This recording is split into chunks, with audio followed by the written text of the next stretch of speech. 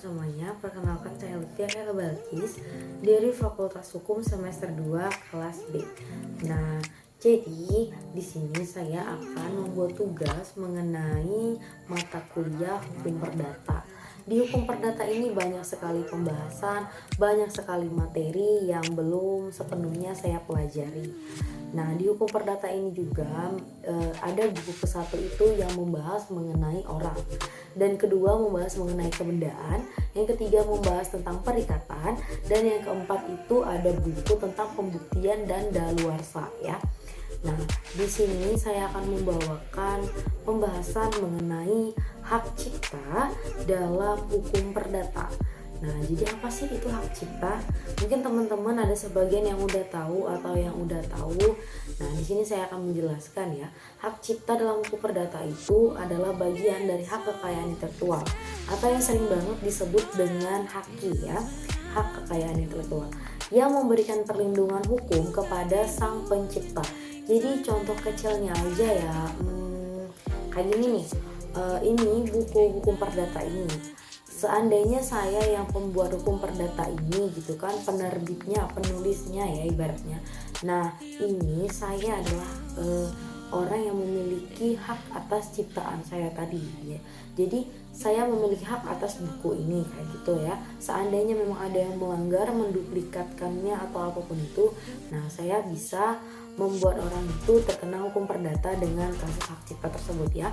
Dan hak cipta ini juga sudah diatur dalam Undang-Undang Nomor 28 Tahun 2014 tentang hak cipta di Indonesia.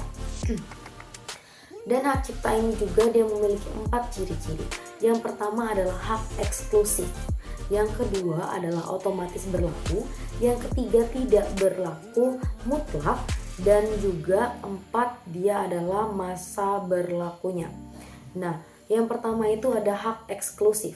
Apa sih hak eksklusif?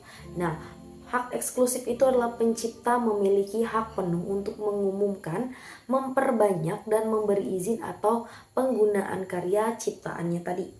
Nah, yang kedua ada otomatis berlaku. Untuk otomatis berlaku ini hak cipta lahir secara otomatis setelah suatu karya tadi ya, contohnya buku tadi, suatu karya diciptakan dalam bentuk nyata tanpa perlu didaftarkan kayak begitu ya. Jadi dia itu sudah otomatis berlaku ketika kita sudah menciptakan sesuatu produk tersebut.